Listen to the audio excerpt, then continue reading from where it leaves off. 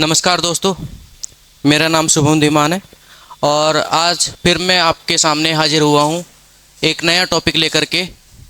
पिछली कुछ क्लास में हमने जो है पढ़ा था आपका प्लाज्मा मेम्ब्रेन। इसी को हम थोड़ा सा कंटिन्यू करेंगे। प्लाज्मा मेम्ब्रेन, जिसे हम हिंदी में प्लाज्मा झिल्ली कहते हैं।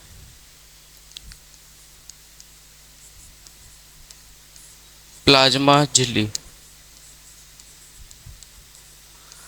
आखिरकार ये प्लाज्मा मेम्ब्रेन है क्या? तो पिछली क्लास में मैंने आप लोगों को बताया था कि प्लाज्मा मेम्ब्रेन सेल की एक आउटर बाउंड्री है और ये उसकी बाउंड्री है जो कि उसके अंत्य वातावरण को उसके बाह्य वातावरण से अलग करती है।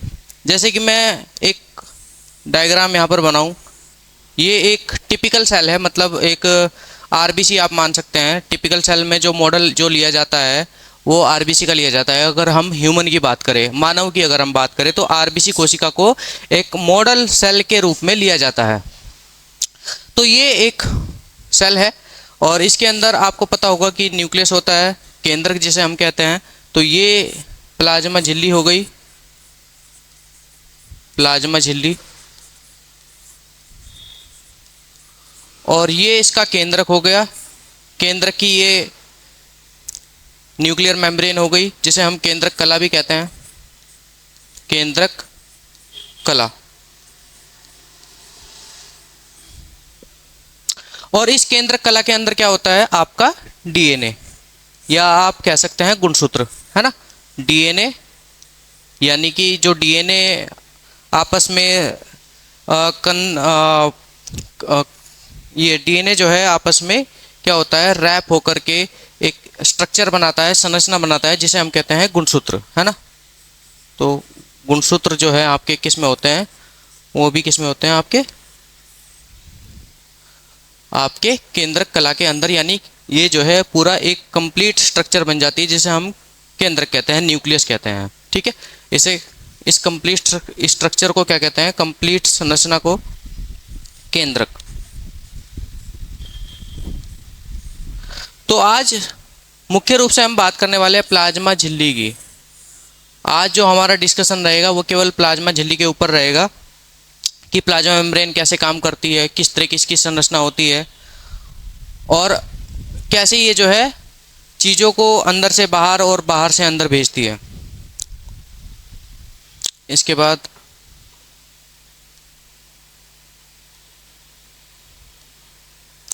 नेक्स्ट पेज पे आ गए हम। चलिए स्टार्ट करते हैं। देखिए, जैसे कि ये एक सेल है, तो सेल के अंदर क्या होता है? साइटोसोल होता है, या जिसे हम साइटोप्लाज्म कहते हैं, कोशिका रस।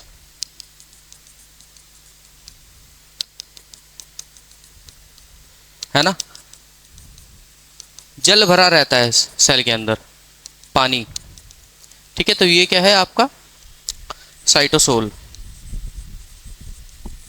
कोशिका द्रव्य, कोशिका रस भी बोलते हैं इसको, कोशिका द्रव्य या साइटोप्लाज्म भी बोलते हैं।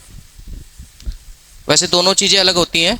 साइटोप्लाज्म में सारी चीज़ें आ जाती हैं जो अंदर होती हैं, जैसे कि इसके अंदर जो भी माइटोकॉन्ड्रिया होगा और अन्य जो भी ऑर्गेनेलीज होगी इसकी। साथ ही साथ साइटोसोल केवल इसके अंदर वो उस पार्ट को कहा जाता है जो केवल इसका पानी होता है। मतलब इसमें माइटोकॉन्ड्रिया और जितने भी ऑर्गेनेलीज है उनको निकाल दो तो वो क्या बचता है? जो पानी बचता है उसको हम साइटोसोल कहते हैं। ठीक है, तो ये एक तरह से कोशिका द्रव्य ये है, कोशिका द्रव्य। और सेल के बाहर भी पानी होता है। ठीक है, जैसे हमारे अंदर जितनी भी सेल्स पाई जाती हैं, आपको पता होगा कि ह्यूमन बॉडी के अंदर जो है 75% वाटर होता है ना।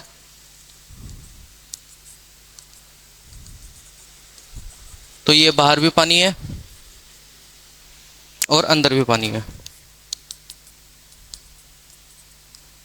ना। आपको पता होगा कि 75% वाटर है, पानी है, जो ह्यूमन बॉडी जो है, मानव जो शरीर है वो बना होता है। ठीक है, तो लगभग आपका हमारा जो ब्लड है वो भी पानी ही है। लगभग उसमें जो है आप मान के चले कम से कम 3 साढ़े 3 लीटर पानी होगा। अगर एवरेज 5 लीटर ब्लड की अगर हम बात करें। साथ ही साथ जो और पानी होता है वो सेल के अंदर हो सकता है या सेल के बाहर हो सकता है। इसको हम इंटरस्टिशियल फ्लूइड कहते हैं। ठीक है, इंटरस्टिशियल फ्लूइड। और ये आपका साइटोसोल है ही। ठीक है, तो ये जो प्लाज्मा मेम्ब्रेन है ये क्या काम कर रही है, मैं इसकी बात कर रहा था। ये जो प्लाज्मा मेम्ब्रेन है ये क्या काम कर रही है, ये आपकी इस अंदर के वातावरण को इसके बाहर के वातावरण से अलग कर रही है। ठीक है, तो ये एक लिमिटेटिंग स्ट्रक्चर है। सबसे पहली बात क्या है, लिमिटेटिंग स्ट्रक्चर है। नेक्स्ट पेज पे चलते हैं। ये क्या है, लिमिटेटिंग स्ट्रक्चर है। लिमिटेटिंग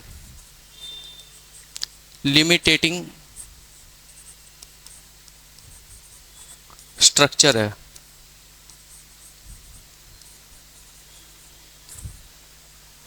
जो कि मुख्य रूप से सेल के चारों तरफ पाई जाती है, कोशिका के चारों तरफ पाई जाती है। लिमिटेटिंग स्ट्रक्चर का मतलब है ऐसी संरचना जो किसी चीज को सीमित रखती है। मतलब कि जैसे कि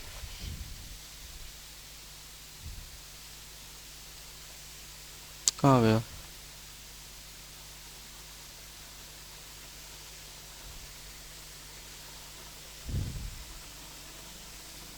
मैंने क्या लिखा था, लिमिटेटिंग स्ट्रक्चर।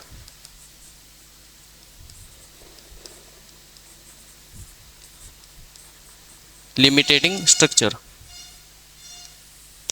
स्ट्रक्चर का मतलब है ऐसी संरचना, जैसे कि देखो यहाँ पर ये प्लाज्मा मेम्ब्रेन है, तो ये जो है अगर कोई चीज़ यहाँ से जानी है तो ये इसको लिमिट कर रही है, ये इसको रोक रही है, ये नहीं जाने दे रही। या कोई अगर कोई चीज़ है, मतलब कोई मटेरियल है और उसको अंदर आना है तो ये उसको भी रोक रही है। मतलब ये लिमिट करती है कि कोई अंदर से बाहर ना जा सके और कोई बाहर से अंदर ना आ सके। तो लिमिटेटिंग स्ट्रक्चर है अराउंड द सेल, और सबसे आउटर मोस्ट बाउंड्री होती है ये। लिमिट का मतलब है सीमित करती है ना, ये भी आप ध्यान रखिएगा, सीमित करती है मटेरियल्स को, कोई अंदर से बाहर ना जा पाए, कोई बाहर से अंदर ना आ पाए। दूसरा क्या मैंने बताया आपको कि ये आउटर मोस्ट बाउंड्री है सेल की, सबसे बाहरी outermost boundary of cell.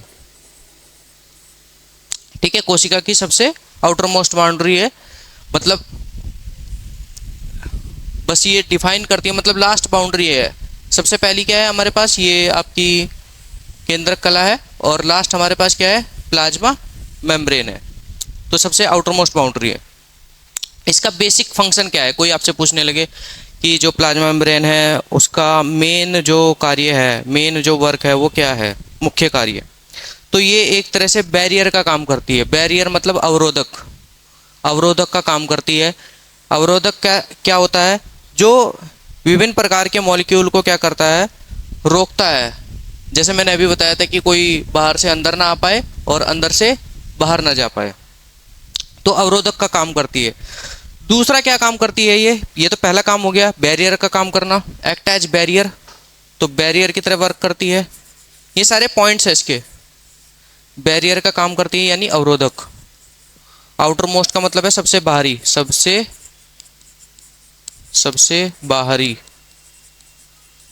बाहरी बाउंड्री मतलब बॉर्डर कह सकते हैं आप, है ना। और बैरियर मतलब अवरोधक, जो किसी चीज को रोक सके। दूसरा क्या काम करती है कि इंटरनल जो इसका वातावरण है उसको अलग करती है एक्सटर्नल एनवायरनमेंट से, है ना। इसके अंदर के वातावरण को एक्सटर्नल एनवायरनमेंट से अलग करती है ये। ठीक है, जैसे मैंने ये आपको डायग्राम बना के दिखाया।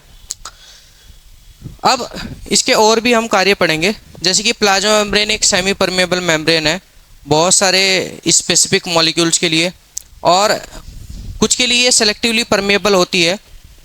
ठीक है, तो ये भी एक इसकी स्पेसिफिक कैरेक्टर है कि ये जो प्लाज्मा मेम्ब्रेन है, इसको मैं पीएम से दिखाता हूँ। प्लाज्मा मेम्ब्रेन क्या है, सबसे पहली बात तो सेमी परमिएबल है, सेमी परमिएबल।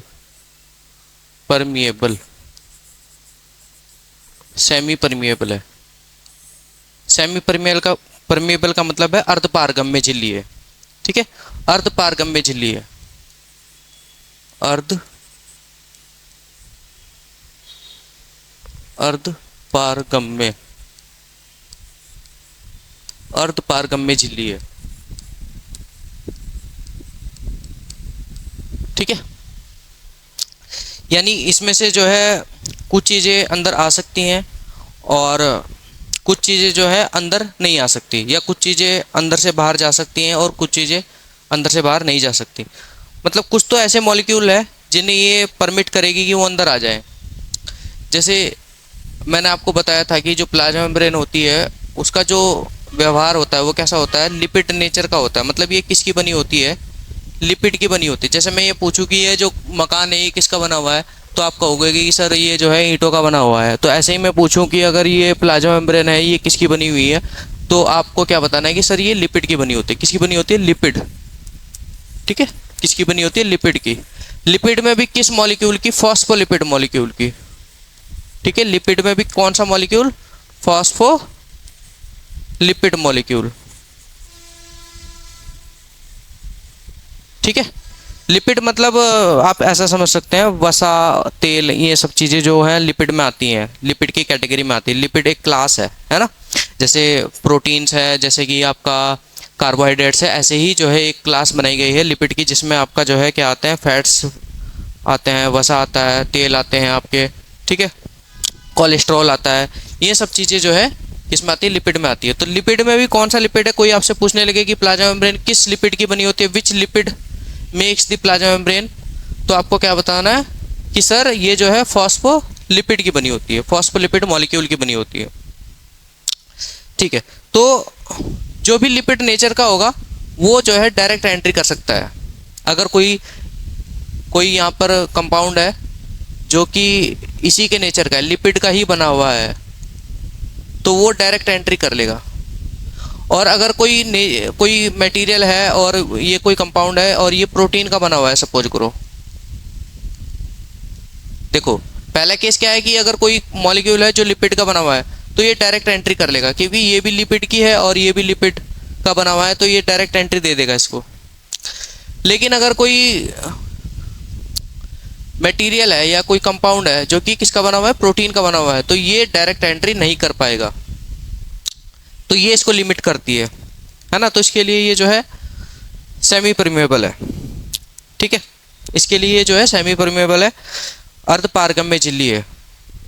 ठीक है, जैसे कि पानी जो होता है, पानी भी इसमें से जा सकता है ना।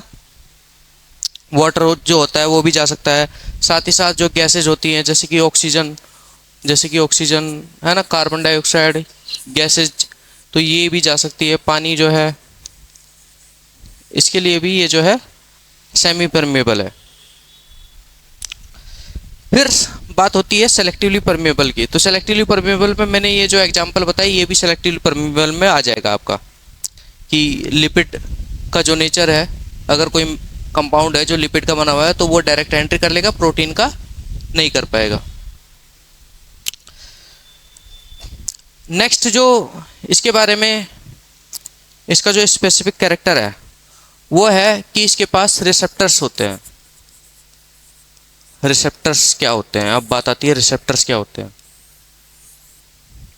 मैंने क्या बताया, ये प्लाज्मा मेम्ब्रेन है, ये इसका केंद्रक है। ठीक है, ये इसमें डीएनए है, हो गया। एक सेकेंड,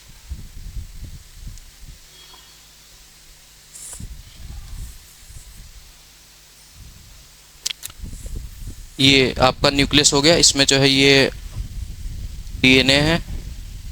ठीक है, तो मैंने क्या बताया कि इसके पास जो है क्या होता है, रिसेप्टर्स होते हैं बहुत सारे पोलर मॉलिक्यूल के लिए। जैसे मैंने बताया था आपको कि कोई कंपाउंड अगर लिपिड नेचर का है तो वो तो डायरेक्टली क्रॉस कर देगा इसको, लेकिन अगर कोई कंपाउंड किसका है, प्रोटीन नेचर का है, तो ये डायरेक्टली नहीं कर पाएगा। लेकिन अगर इसकी ज़रूरत यहाँ पर है, हमारे सेल के अंदर इसकी ज़रूरत है, तो फिर इसको अंदर तो लाना पड़ेगा। तो कोई ना कोई तो रास्ता होना चाहिए इसके पास कि ये जो है अंदर आ पाए। तो उसके लिए जो है क्या होते हैं, रिसेप्टर्स होते हैं। मतलब या जैसे कोई हार्मोन्स है, सपोज करो कोई हार्मोन्स है, हमारी बॉडी में बहुत सारे हार्मोन्स होते हैं, है ना। जैसे कि ग्रोथ हार्मोन होता है, ठीक है, और भी बहुत सारे हार्मोन्स होते हैं, उसकी बातें हम बाद में करेंगे। जैसे कि एक एग्जांपल लें, ग्रोथ हार्मोन है जो कि प्रोटीन नेचर का बना होता है। तो अगर इसको सेल को ये मैसेज देना है, ग्रोथ हार्मोन अगर इसके ऊपर कार्य करना चाहता है तो वो कैसे काम करेगा। अब ये प्रोटीन नेचर का है, ये जो ग्रोथ हार्मोन है ये प्रोटीन नेचर का है, ये डायरेक्ट एंट्री नहीं कर सकता। तो इसको क्या करना पड़ेगा, यहाँ पर कोई रिसेप्टर होना चाहिए, यहाँ पर कोई रिसेप्टर होना चाहिए जो इस मॉलिक्यूल को रिसीव करे, है ना। और इस मॉलिक्यूल को रिसीव करने के बाद इसका जो भी मैसेज है वो मैसेज सेल के अंदर जाए, वो मैसेज कहाँ पर जाए, सेल के अंदर जाए, ठीक है। तो वो कैसे जा सकता है, उसमें काम करते हैं रिसेप्टर्स। रिसेप्टर्स का मतलब है कि जो रिसीव करता है किसी मैसेज को या किसी मॉलिक्यूल को या किसी कंपाउंड को, ठीक है। तो रिसेप्टर्स क्या होते हैं, they receiving the signal from the outer side. They receptors का काम क्या होता है, दे रिसीविंग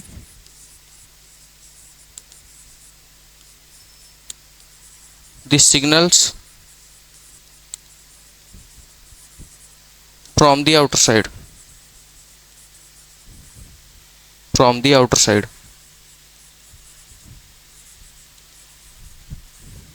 ठीक है।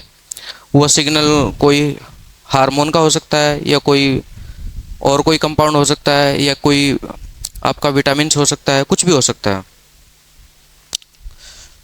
नेक्स्ट अगर हम बात करें, जैसे मैंने रिसेप्टर्स की बात करी, और क्या काम हो सकता है प्लाज्मा मेम्ब्रेन का, तो ये जो है सेल टू सेल इंटरेक्शन भी कर सकती है, ठीक है। कोई दूसरी सेल है, ठीक है, तो उसके साथ इंटरेक्शन करने का काम भी कर सकती है ये, ठीक है। और क्या काम हो सकता है, तो इंटरेक्शन का काम है सेल टू सेल इंटरेक्शन, ये भी हम लिख सकते हैं इसमें, ठीक है।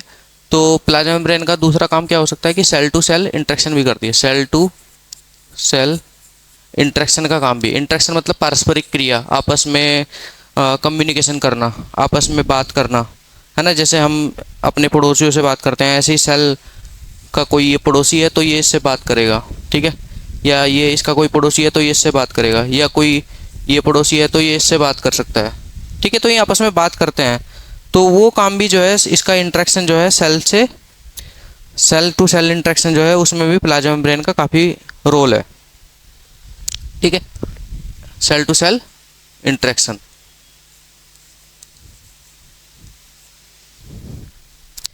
नेक्स्ट हम अगर बात करें कंपोजिशन की प्लाज्मा मेम्ब्रेन के, अब बात आती है कि कैसे ये बनी होती है। जैसे मैंने बताया था अभी कि ये जो है किसकी बनी होती है, लिपिड की बनी होती है। किसकी बनी होती है, लिपिड की बनी होती है।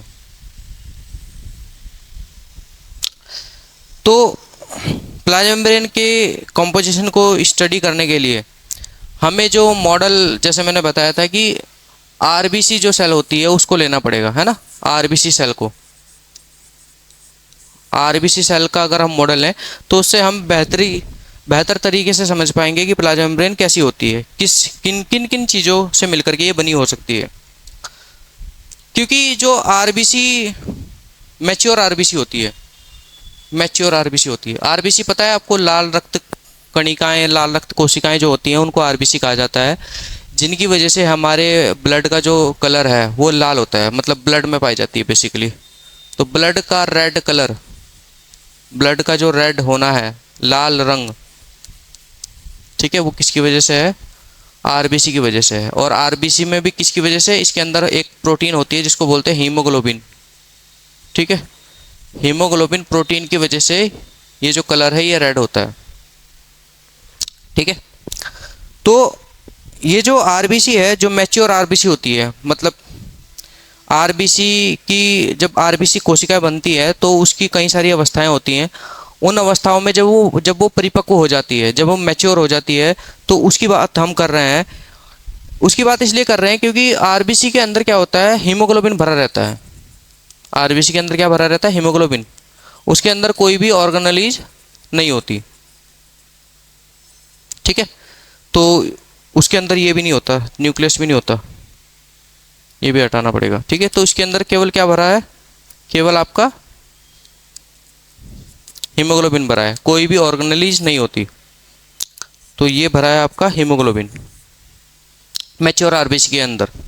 उससे पहले इसमें आपका माइटोकॉन्ड्रिया भी होता है और भी बहुत सारी चीज़ें होती है, सब चीज़ें होती है। लेकिन जब ये परिपक्व हो जाती है तो उसके बाद ये सारे ऑर्गेनेलीज इससे बाहर निकल जाते हैं और इसमें केवल क्या बच जाता है, हीमोग्लोबिन बच जाता है। तो इसकी बात करें अगर हम,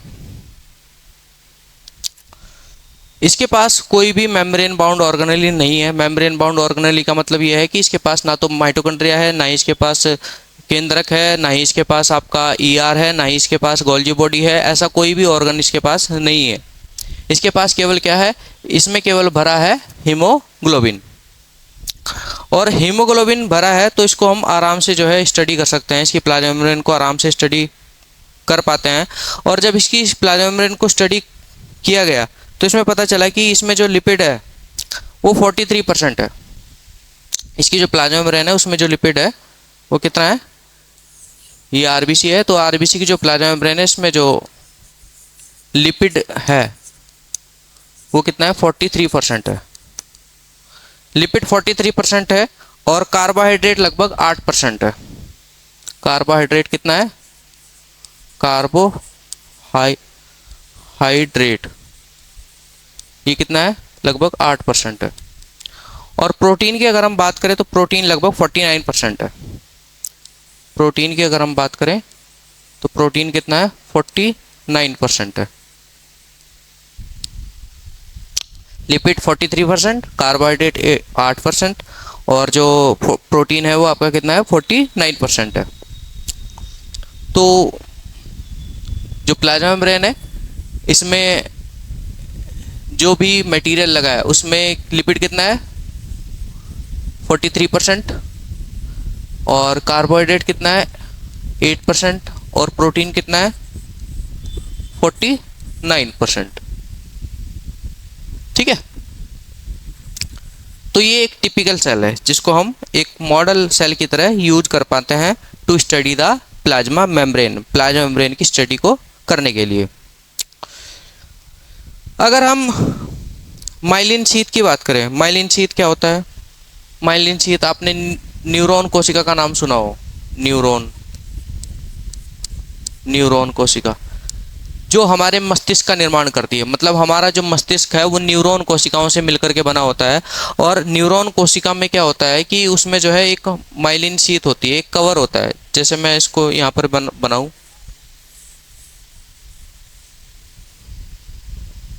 ठीक है,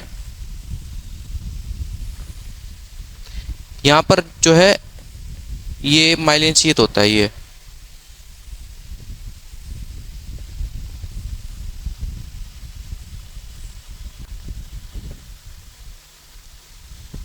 तो ये है माइलिन शीथ, ये जो है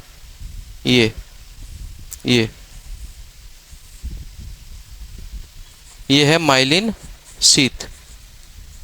माइलिन शीथ मतलब एक कवर, ठीक है, एक कवर है ये किसका, न्यूरॉन कोशिका का।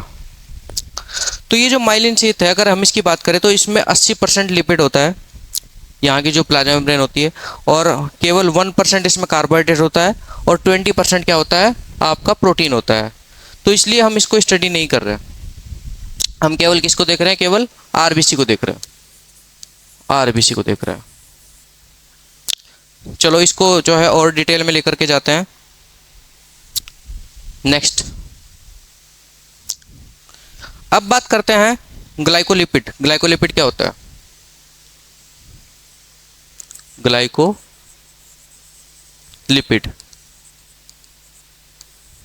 ग्लाइकोलिपिड मतलब कि इसमें जो है क्या होगा, कार्बोहाइड्रेट प्लस लिपिड। इसको मैं समझाता हूँ। तो क्या बन जाता है, ग्लाइकोलिपिड बन जाता है। जैसे कि आप सपोज करें ये प्लाज्मा मेम्ब्रेन है और इसमें जो है आपका ये लिपिड है और इस लिपिड से कोई कार्बोहाइड्रेट जुड़ा हुआ है, ठीक है, कोई कार्बोहाइड्रेट जुड़ा हुआ है। तो ये क्या हो गया, ग्लाइकोलिपिड हो गया। ये क्या हो गया, ग्लाइकोलिपिड हो गया।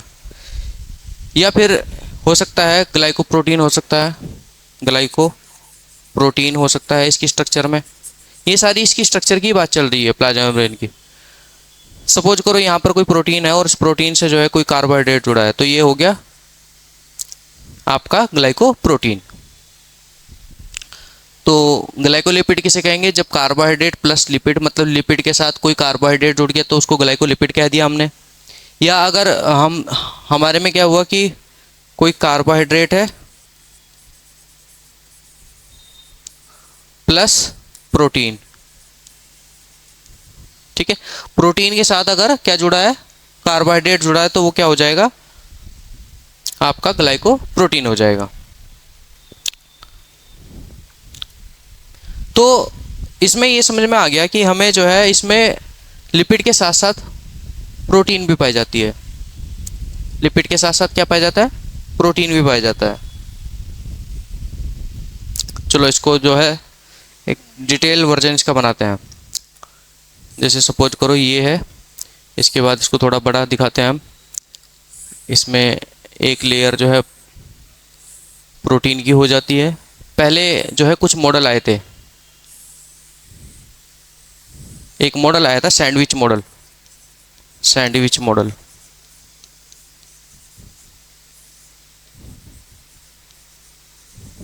ठीक है, सैंडविच मॉडल में क्या बताया गया था कि जो प्लाज्मा मेम्ब्रेन होती है, जो प्लाज्मा मेम्ब्रेन होती है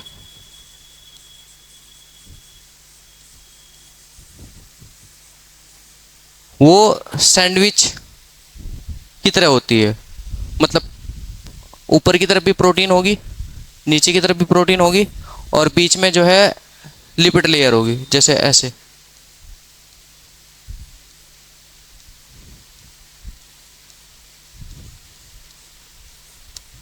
इस तरह से।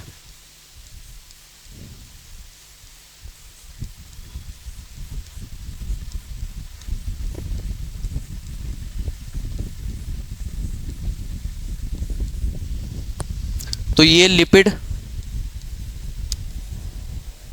की लेयर हो गई, और ये प्रोटीन की लेयर, प्रोटीन की लेयर हो गई है। लेयर मतलब परत। और ये भी प्रोटीन की लेयर हो गई। ये भी किसकी लेयर होगी, प्रोटीन की लेयर होगी। तो ऊपर भी प्रोटीन है, नीचे भी प्रोटीन है, और बीच में जो है क्या है, लिपिड की लेयर है। इस तरह से ये जो है क्या है, आपका सैंडविच मॉडल है। सैंडविच मॉडल के बाद जो है फाइनली आपका ये आ गया था आपका फ्लूइड मोज़ाइक मॉडल, जो कि सिंगर एंड निकोलसन ने दिया था। तो इसमें जो है ये बताया गया था। अब बात करते हैं फ्लूइड मोज़ाइक मॉडल की। Fluid mosaic model given by Singer and Nicolson. Singer and Nicolson, इन्होंने क्या बताया था कि जो प्रोटीन्स होती हैं वो प्लाज्मा मेम्ब्रेन में मोज़ाइक पैटर्न में, मतलब रैंडमली डिस्ट्रीब्यूटेड होती हैं। इसको कैसे मैं बता सकता हूँ, इसको मैं ऐसे बता सकता हूँ। देखो जैसे ये जो है लिपिड लेयर है,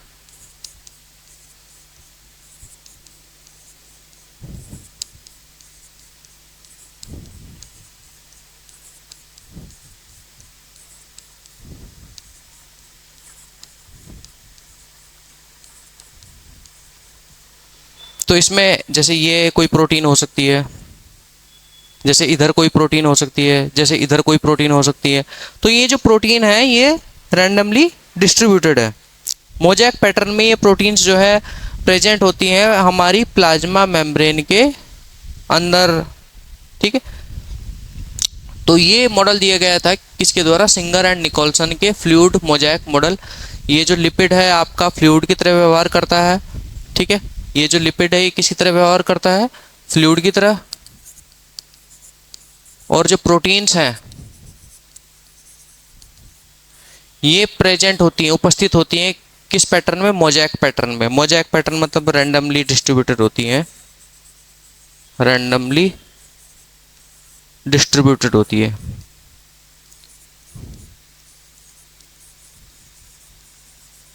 रैंडमली डिस्ट्रीब्यूटेड होती है। इसके बाद अगर हम बात करें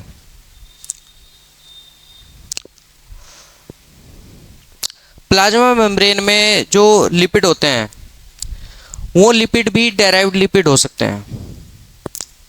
मतलब डेराइव्ड लिपिड का अर्थ ये हो गया कि उस लिपिड में थोड़ा सा मॉडिफिकेशन कर दिया, उसमें रूपांतरण कर दिया, उसमें कुछ चेंज कर दिया और उसको जो है डेराइव्ड लिपिड की कैटेगरी में डाल दिया। मतलब लिपिड्स भी कई तरीके के हो सकते हैं, सिंपल लिपिड्स हो सकते हैं, कॉम्प्लेक्स लिपिड हो सकते हैं और आपके डेराइव्ड लिपिड हो सकते हैं। ठीक है, तो सबसे पहले तो ये समझ लो आपकी फ्लूइड मोज़ेक मॉडल में क्या है, given by Singer and Nicolson. Lipid व्यवहार करेगा फ्लूइड की तरफ। फ्लूइड मतलब तरल अवस्था, फ्लूइड का अर्थ है तरल अवस्था, जो जिसमें कुछ गतिशीलता है, जिसमें कुछ मूवमेंट हो सकता है, कुछ वो जो है ऊपर नीचे हो सकता है। जैसे जल होता है, जल को आप जिस पात्र में रखो वो उसी का रूप जो है धारण कर लेता है। इसी तरह प्लाज्मा मेम्ब्रेन में भी इस तरह की जो है गतिशीलता पाई जाती है। ऐसे ही जो प्रोटीन्स है वो मोज़ेक पैटर्न में है कि वो प्रोटीन यहाँ पर हो सकती है, वो प्रोटीन यहाँ पर भी हो सकती है, इस तरह से। तो प्रोटीन भी रैंडमली डिस्ट्रीब्यूटेड है। तो ये जो है अगर प्योरली हम अगर बात करें तो जो प्लाज्मा मेम्ब्रेन है, ये जो प्लाज्मा मेम्ब्रेन है ये आपकी लिपिड प्लस प्रोटीन दोनों से मिलकर के बनी होती है। ठीक है, तो ये जो हमारी प्लाज्मा मेम्ब्रेन है ये दोनों से मिलकर के बनी होती है, आपकी लिपिड प्लस प्रोटीन। तो ये जैसे मैंने बात करी कि डेराइव्ड लिपिड्स है ना, जैसे मैंने बात करी डेराइव्ड लिपिड्स की। ये डेराइव्ड लिपिड्स क्या है? डेराइव्ड लिपिड्स, व्युत्पन्न लिपिड्स कहते हैं, हिंदी में बोलते हैं व्युत्पन्न। व्युत्पन्न का मतलब यह है कि कोई लिपिड है, सपोज करो कोई लिपिड है और इसमें मैंने थोड़ा सा रूपांतरण कर दिया। रूपांतरण का अर्थ है मतलब कोई मॉडिफिकेशन कर दिया, चेंज कर दिया, परिवर्तन कर दिया, कुछ लगा दिया इसके ऊपर। ठीक है, मॉडिफिकेशन कर दिया। कोई लिपिड है और इसके ऊपर मैंने कुछ लगा दिया, फिर इसके ऊपर कुछ और लगा दिया, है ना। कोई आदमी है, जैसे ये सिंपल सरल आदमी है और इसके एक सिर और दो पैर है और इसके ऊपर मैंने टोपी पहना दी, फिर मैंने इसके ऊपर पगड़ी रख दी, तो मैंने इसको रूपांतरित कर दिया, है ना। अब ये राजस्थानी टाइप लग रहा है ये इंसान। ठीक है, तो मैंने इस लिपिड के ऊपर कोई कंपाउंड जोड़ दिया, फिर कोई और कंपाउंड जोड़ दिया, तो उससे मैंने क्या कर दिया, उस लिपिड को मॉडिफाई कर दिया, उसको रूपांतरित कर दिया। तो अब इस ऐसे लिपिड को हम क्या कहेंगे? ऐसे लिपिड को हम कहेंगे डेराइव्ड लिपिड्स। ठीक है, क्या क्या हम ऐड कर सकते हैं? तो जैसे सपोज करो ये आपका लिपिड है, ये ठीक है, ये फैटी एसिड टेल्स होती हैं, पिछली क्लास में बताया भी था मैंने। ये क्या होती है? फैटी एसिड टेल्स होती हैं, फैटी एसिड टेल्स। और इसके ऊपर मैंने ये क्या है? फॉस्फेट ग्रुप है। ये क्या है? फॉस्फेट ग्रुप है, फॉस्फेट ग्रुप ये जोड़ दिया। ठीक है, या मैंने सल्फेट जोड़ दिया, फॉस्फेट की बजाय सल्फेट जोड़ दिया, या शुगर जोड़ दी कोई। ठीक है, या फिर आपने कोई अमीनो एसिड जोड़ दिया, अमीनो एसिड जोड़ दिया, तो वो क्या हो गया? सारा डेराइव्ड लिपिड हो गया। ठीक है, ये तो बात थी डेराइव्ड लिपिड्स की। नेक्स्ट हम बात करें, ये जो इसमें फॉस्फोलिपिड मॉलिक्यूल है, ये जो इसमें फॉस्फोलिपिड मॉलिक्यूल है, ये वाला है ना, जिससे मिलकर के बना है फॉस्फोलिपिड मॉलिक्यूल। ये जो फॉस्फोलिपिड मॉलिक्यूल है, इसका जो नेचर है वो कैसा है? एम्फीपैथिक नेचर है। कैसा नेचर है? एम्फीपैथिक, एम्फीपैथिक नेचर का है।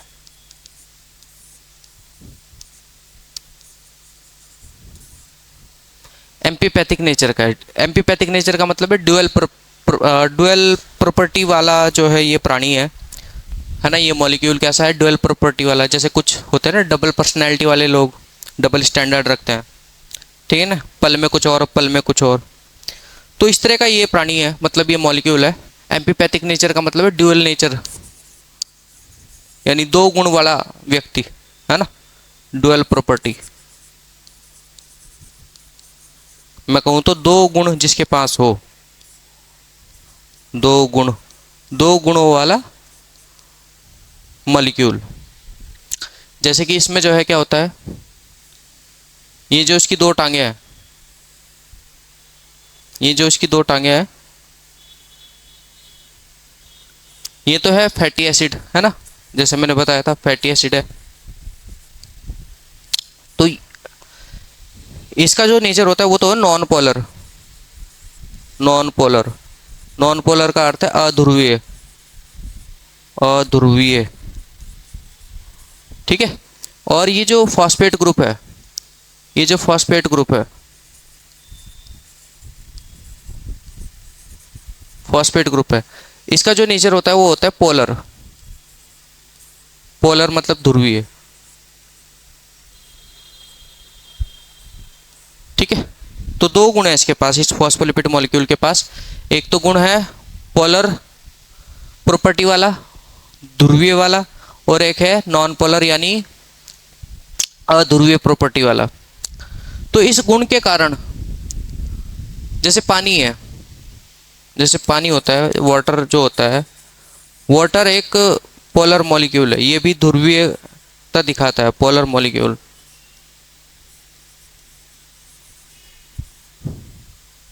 ठीक है। तो पानी भी क्या है? पोलर मॉलिक्यूल है। और पानी जो पोलर मॉलिक्यूल है, इस वजह से इसका जो अरेंजमेंट जो है वो डिसाइड होता है। जैसे ये मैंने बताया कि ये जो है आपका पोलर है, तो ये पानी से दोस्ती करना चाहेगा क्योंकि ये भी पोलर है, ठीक है, ये भी पोलर है।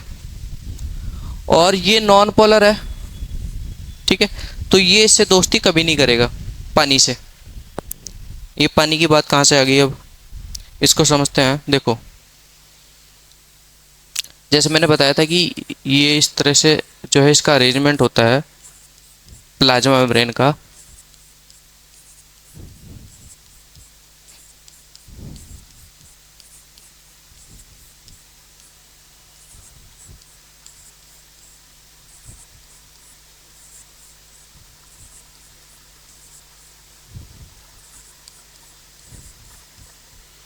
तो इसमें जो है बेसिकली इधर भी पानी होता है,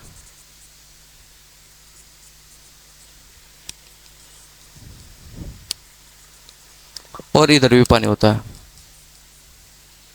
ठीक है।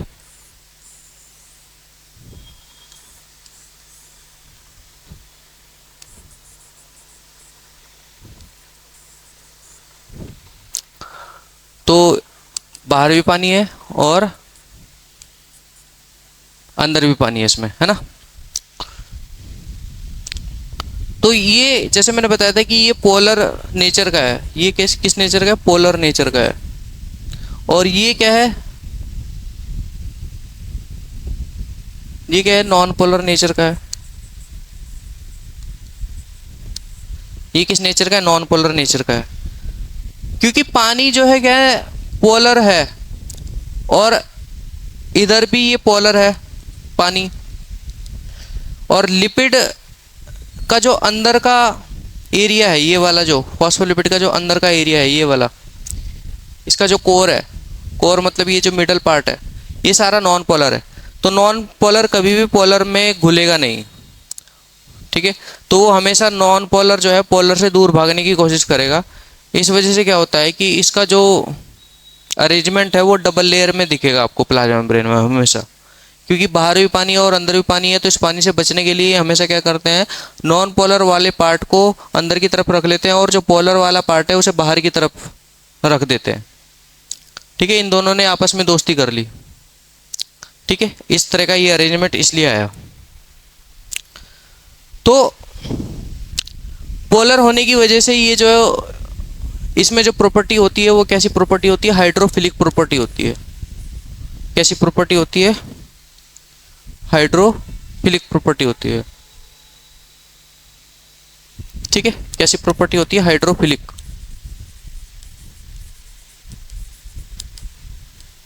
हाइड्रोफिलिक प्रॉपर्टी होती है। और इसमें जो है आपका ये जो कोर पार्ट है, इसकी जो प्रॉपर्टी होती है नॉन पोलर के कारण, वो होती है हाइड्रोफोबिक प्रॉपर्टी। Hydrophobic property.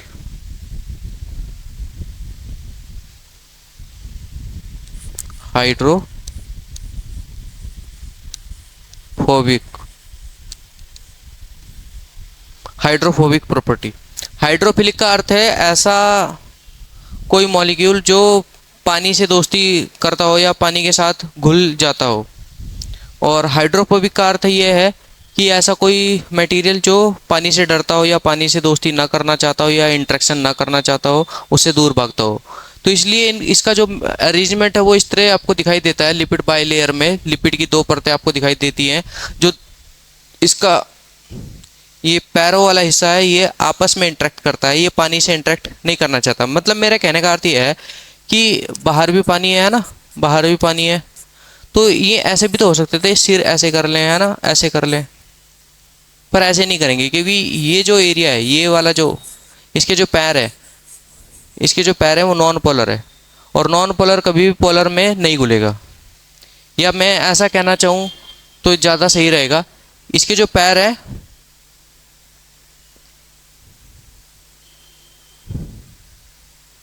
ऐसा कहना ज़्यादा सही रहेगा। देखो जैसे ये है, इधर भी पानी है और इधर भी पानी है, क्योंकि ये जो है हाइड्रोफोबिक है तो ये पानी से डरेगा, ये पानी से डरेगा। इधर भी हाइड्रोफोबिक है तो ये पानी से डरेगा। तो इसलिए इन्होंने क्या किया, ये पैर एक दूसरे की तरफ कर दिए, ठीक है, और पानी इस तरफ चला गया।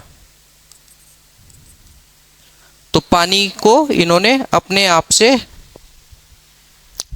को बचा लिया पानी से। ठीक है, समझ में आ गया। तो इसका जो सिर होता है वो क्या होता है, पोलर होता है, और जो पैर होते हैं वो कैसे होते हैं, नॉन पोलर होते हैं। जो डिटर्जेंट होता है जिससे कपड़े धोते हैं हम, वो भी एक एम्पीपैथिक मॉलिक्यूल होता है जिससे कपड़े धोते हैं। ठीक है, उसमें भी क्या होता है, वो भी एक एम्पीपैथिक मॉलिक्यूल होता है। इसमें ऐसा इसलिए बता रहा हूँ मैं आपको क्योंकि वो भी लिपिड नेचर का, मतलब जिस तरह का हमारी प्लाज्मा मेम्ब्रेन होती है इसी नेचर का होता है। तो ये जो डिटर्जेंट होता है ना, डिटर्जेंट भी कैसा मॉलिक्यूल है, एम्फीपैथिक मॉलिक्यूल है।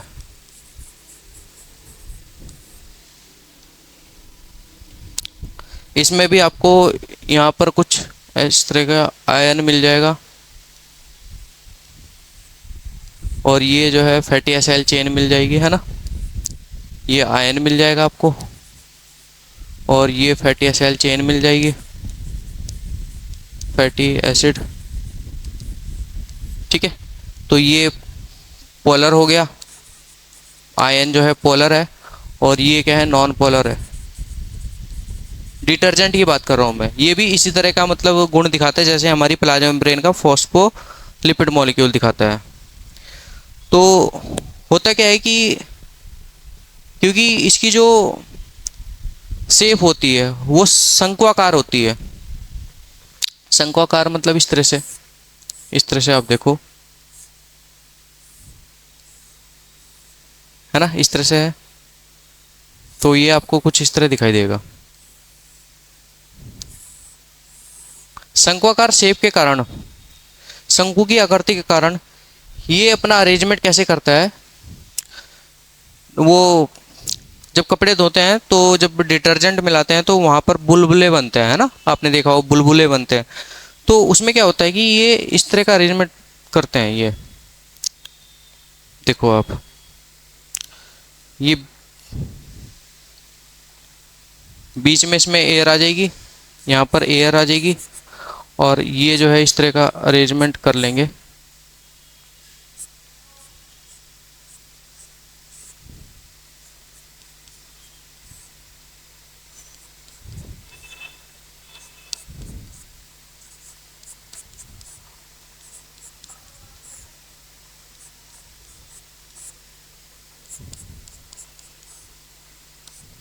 इस तरह का अरेंजमेंट ये जो है कर लेंगे। वो बुलबुला आपको इसलिए दिखाई देता है। ये मैंने डिटर्जेंट वाला एग्जांपल इसलिए लिया क्योंकि मैं ये बताना चाह रहा था कि जो प्लाज्मा मेम्ब्रेन का लिपिड है वो भी इस तरह की प्रॉपर्टी रखता है, एम्फीपैथिक मॉलिक्यूल, और ये भी ऐसी प्रॉपर्टी रखता है।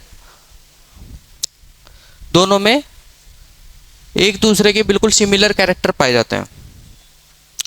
तो ये जो बनता है इसको मिसेल कहा जाता है। ये भी ध्यान रखना आप, आ जाता है कि मिसेल क्या है, इसको मिसेल कहा जाता है। नेक्स्ट अगर हम बात करें तो मिसेल की जो फॉर्मेशन है वो पानी में होती है ना। मिसेल की जो फॉर्मेशन है वो पानी में होती है, और वो तब होती है जब किसी लिपिड का नेचर कैसा हो, एम्फीपैथिक हो। ठीक है, बाकी मैंने इसमें आपको बता ही दिया कि जो प्लाज्मा मेम्ब्रेन का जो स्ट्रक्चर होगा वो कैसा होगा, लिपिड बाइलेयर होगा। तो वैसे तो मैं आपको बताऊं, अब जैसे मैंने ये बनाया था आपके लिए ये फॉस्फोलिपिड मॉलिक्यूल, तो वैसे तो इसकी शेप कैसी है, सिलेंड्रिकल है। ये किस शेप का हो गया, सिलेंड्रिकल हो गया। और वो हमारा जो डिटर्जेंट का मॉलिक्यूल था वो कैसा था, शंक्वाकार था, शंकु की आकृति का था, कॉन शेप का था। सिलेंड्रिकल नेचर होने के कारण, जैसे ये पानी है तो ऐसा हो सकता है कि ये इस तरह से रहे अगर कंसंट्रेशन कम है, मतलब अगर कम मात्रा में है तो ये ऐसे रहना पसंद करेगा पानी के ऊपर। अगर आप इस लिपिड को छोड़ोगे, मतलब ये पानी लिया आपने, पानी में आपने ये लिपिड ऐड किया, तो ये अगर कम मात्रा में ऐड किया आपने तो ये इस तरह के पैटर्न में आपको देखने को मिलेगा। लेकिन अगर आपने इसकी मात्रा को बढ़ा दिया, अगर आपने क्या किया, इसकी मात्रा को बढ़ा दिया, तो फिर ये जो है क्या करेगा, अपने आप को इस तरह से अरेंज कर लेगा। फिर अपने आप को इस तरह से अरेंज कर लेगा जैसे कि प्लाज्मा मेम्ब्रेन में अरेंज किया हुआ है। बस मैं यही बताने की कोशिश कर रहा था कि ये जो प्लाज्मा मेम्ब्रेन में फॉस्फोलिपिड का जो अरेंजमेंट है वो क्यों है ऐसा, आखिरकार ये एक दूसरे की तरफ पैर करके क्यों सो रहे हैं। तो उसका कारण ये है इनकी ड्यूअल प्रॉपर्टी का होना, पानी से नफरत का कारण। ठीक है, वही इनको लिपिड बाइलेयर में पिरो देता है। ठीक है,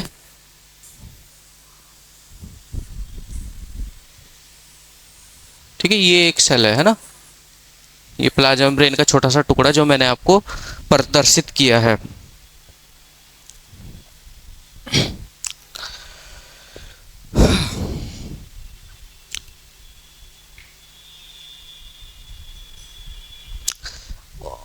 हमारी जो मेडिकल इंडस्ट्री है, मेडिकल इंडस्ट्री में एक आर्टिफिशियल लिपिड बैग यूज किया जाता है।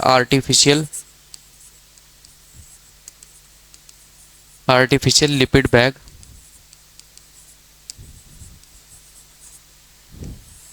जिसको हम लिपोजोम कहते हैं, जिसको हम क्या कहते हैं, लिपोजोम कहते हैं।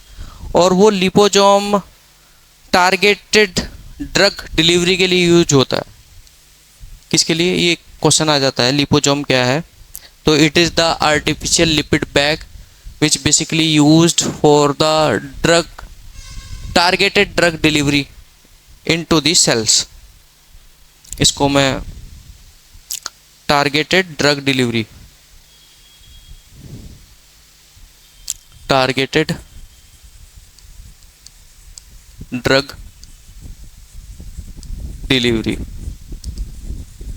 टारगेटेड ड्रग डिलीवरी के लिए यूज किया जाता है। किसको, लिपोजोम को। लिपोजोम मतलब एक लिपिड का बैग है इसी तरह का, मान लो आप, और इसके बीच में मैंने कोई दवाई है जो मैं किसी सेल के अंदर पहुंचाना चाहता हूं, और ये पोलर नेचर का है। ये दवाई कैसी है? पोलर नेचर की है। ठीक है, तो मैं क्या करूँगा, मतलब सपोज करो ये कोई सेल है और इसके अंदर मैं कोई दवाई पहुंचाना चाहता हूँ, तो उसको कैसे पहुंचा सकता हूँ? क्योंकि प्लाज्मा मेम्ब्रेन तो इसको अंदर नहीं जाने देगी ना, और ये क्योंकि जो दवाई है ये लिपिड नेचर की है, तो इसको मैं कैसे पहुंचाऊं? तो मैंने क्या बना दिया, एक आर्टिफिशियल लिपिड बैग बना दिया और उस दवाई को इसके अंदर रख दिया, और अब इसको मैं इसके अंदर एंट्री करा पाऊंगा क्योंकि ये लिपिड की बनी हुई है, और लिपिड को एंट्री जल्दी दे देगा, है ना। लिपिड को एंट्री जल्दी दे देगा। तो इस तरह से टारगेटेड ड्रग डिलीवरी के लिए जो है लिपोसोम का यूज किया जाता है। क्या है? आर्टिफिशियल लिपिड बैग है, मेडिकल इंडस्ट्री में यूज किया जाता है किसी भी पोलर मॉलिक्यूल को किसी सेल के अंदर पहुंचाने के लिए। ठीक है,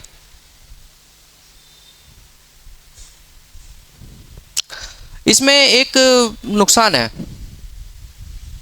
हमारी जो इम्यून सिस्टम है, सपोज करो कोई साइंटिस्ट है और वो इस लिपोसोम का यूज कर रहा है कोई दवाई को मेरी सेल के अंदर पहुंचाने के लिए, मेरी कोशिका के अंदर पहुंचाने के लिए, और मेरी इम्यून सेल्स क्या कर सकती हैं, इसको पहचान सकती हैं और पहचान करके इसको खा भी सकती हैं। तो इसको पहचाना भी जा सकता है हमारी इम्यून सेल के द्वारा और इसको खाया भी जा सकता है। ठीक है, अब बात आती है कि किस किस तरीके के लिपिड्स जो है हमारी प्लाज्मा मेम्ब्रेन में पाए जाते हैं। किस किस तरीके के लिपिड्स हमारी प्लाज्मा मेम्ब्रेन में पाए जाते हैं? तो दो तरह के लिपिड्स बेसिकली मुख्य रूप से देखने को मिलेंगे आपको। एक तो होते हैं ग्लिसरॉल बेस्ड लिपिड्स और दूसरे होते हैं स्पिंगोसिन बेस्ड लिपिड्स। ठीक है, लिपिड्स प्रेजेंट, ऐसे लिख देता हूं मैं, ऐसे नहीं, चलो मैं पूरा ही लिख देता हूं।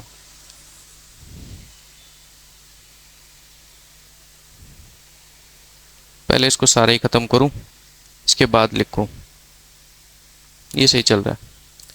लिपिड्स प्रेजेंट, उपस्थित, प्रेजेंट मतलब उपस्थित, प्रेजेंट इन प्लाज्मा मेम्ब्रेन। कौन कौन से लिपिड्स हैं? तो इसमें दो कैटेगरी आ गई।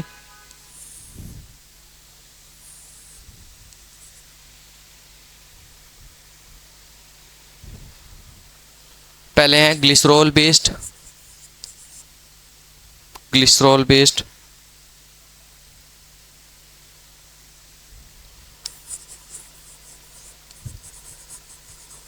ग्लिसरॉल बेस्ड, और दूसरा है स्पिंगोसिन बेस्ड, स्पिंगोसिन बेस्ड।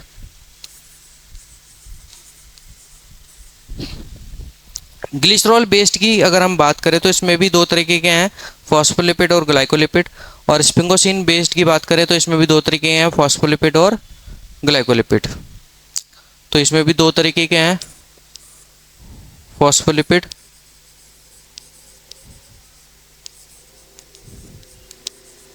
और दूसरा है ग्लाइकोलिपिड, और इसमें भी दो तरीके के हैं, फॉस्फोलिपिड और ग्लाइकोलिपिड।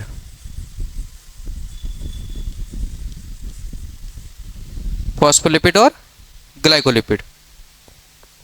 सबसे पहले हम ग्लिसरॉल बेस्ड लिपिड की बात करेंगे। सबसे पहले हम किसकी बात करेंगे? ग्लिसरॉल बेस्ड लिपिड की, यानी इस वाले की बात करेंगे हम, ग्लिसरॉल बेस्ड लिपिड की, जो कि सबसे मोस्ट कॉमनली पाए जाते हैं, सामान्य तौर पर मतलब पाए जाते हैं ये प्लाज्मा मेम्ब्रेन के अंदर सामान्य रूप से। इसमें क्या होता है? ग्लिसरॉल होता है और एक फैटी एसिड चेन होती है जो इसे मिलकर के बनाती है। तो नेक्स्ट अगर हम बात करें तो हम बात कर रहे हैं ग्लिसरॉल बेस्ड की, ग्लिसरॉल बेस्ड लिपिड की। सबसे पहला पॉइंट क्या है इसमें? फर्स्ट पॉइंट कि मोस्ट कॉमन रूप से पाए जाते हैं, मोस्ट कॉमनली प्रेजेंट होते हैं, present within the cells, within the cells. सामान्य रूप से प्लाज्मा मेम्ब्रेन के अंदर पाए जाते हैं, जैसे कि इसमें ग्लिसरॉल पाया जाता है, ग्लिसरॉल और आपका फैटी एसिड चेन, है ना, सी, और ये जो है आपका CH2OH, और ये भी CH2OH, और ये जो है H हो गया, और ये जो है OH हो गया इधर, और इससे जुड़ी है प्लस फैटी एसिड चेन। तो ये आपका ग्लिसरॉल हो गया, ठीक है, ये हो गया आपका ग्लिसरॉल।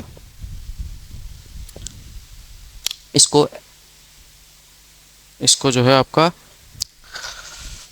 इसको H को इधर बना दो, H इधर आ जाएगा आपका,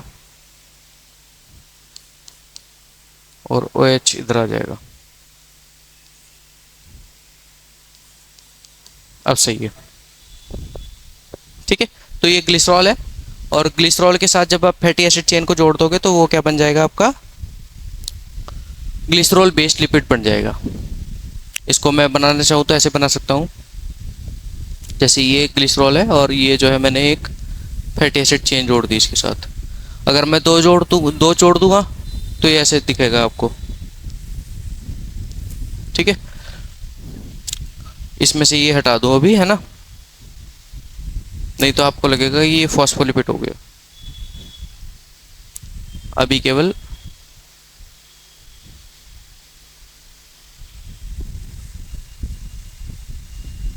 ये ग्लिसरॉल है, ठीक है। अब अगर इसमें जो है एक फैटी एसिड चेन है तो मैं इसे क्या कहूँगा, मोनोएसाइल ग्लिसरॉल। जैसे मैंने ये बताया कि ये ग्लिसरॉल है और इसके साथ केवल एक टांग जुड़ी है, एक टांग अगर जुड़ी है तो इसे मैं क्या कहूँगा, mono acyl glycerol, mono acyl glycerol. अगर दो टांगे जुड़ी है तो इसे क्या कहूँगा, di acyl glycerol, di acyl glycerol. और अगर तीन टांगे जोड़ दूं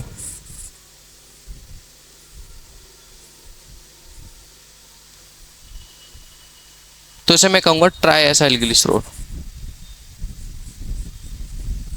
try acyl glycerol. Monoacyl glycerol, diacyl glycerol और ट्राइएसाइल ग्लिसरॉल, ठीक है। MAG, DAG और TAG। MAG मोनोएसाइल ग्लिसरॉल, DAG यानी कि डाइएसाइल ग्लिसरॉल, और TAG यानी ट्राइएसाइल ग्लिसरॉल। तो लेकिन हमारी जो प्लाज्मा मेम्ब्रेन उसमें कौन सा पाया जाता है, डाइएसाइल ग्लिसरॉल, ये वाला पाया जाता है, ठीक है। हमारी प्लाज्मा मेम्ब्रेन में क्या पाया जाता है, डाइएसाइल ग्लिसरॉल। और ये क्या काम करते हैं, मोनोएसाइल ग्लिसरॉल और आपका ट्राइएसाइल ग्लिसरॉल, ये आपके सेकेंडरी मैसेंजर की तरह काम कर सकते हैं, या ये जो है आपका फैट के एडिपोज टिश्यू में स्टोर हो सकता है, ये एडिपोज टिश्यू में स्टोर हो सकता है। एडिपोज टिश्यू हमारी बॉडी में जो फैट इकट्ठा होता है, ठीक है, जैसे बेली फैट है या हिप्स के ऊपर जो है फैट इकट्ठा हो जाता है, ठीक है, एडिपोज टिश्यू में, मतलब जो भी हम खाना एक्स्ट्रा खा लेते हैं, है ना, जो भी फैट इकट्ठा होता है तो वो एडिपोज टिश्यू में इकट्ठा हो जाता है। वो किस रूप में होता है, TAG के रूप में होता है, ट्राई एसाइल ग्लिसरॉल के रूप में होता है। TAG मतलब ये ग्लिसरॉल और इसकी तीन टांगे, इसे बोलेंगे TAG। तो उस रूप में ये इकट्ठा होता है। अगर मैं बात करूं मोनोएसाइल ग्लिसरॉल की और डाइएसाइल ग्लिसरॉल की, तो ये सेकेंडरी मैसेंजर का कार्य भी करते हैं। किसका कार्य करते हैं, किसकी बात कर रहा हूं मैं, MAG की और DAG की। क्या काम करते हैं, सेकेंडरी मैसेंजर का कार्य करते हैं, सेकेंडरी मैसेंजर का कार्य करते हैं, सेकेंडरी मैसेंजर का, सेकेंडरी मैसेंजर का कार्य करते हैं। सेकेंडरी मैसेंजर का अर्थ ये होता है कि कोई फर्स्ट मैसेंजर है, उसके बाद सेकंड मैसेंजर है। मतलब इसको मैं समझाऊंगा, चलो बाद में समझाऊंगा सेकेंडरी मैसेंजर होता क्या है। तो इतना आपको पता चल गया कि जो हमारी प्लाज्मा मेम्ब्रेन है वो मुख्य रूप से किसकी बनी हुई है, लिपिड की बनी हुई है। लिपिड में भी किसकी बनी हुई है, फॉस्फोलिपिड की बनी हुई है।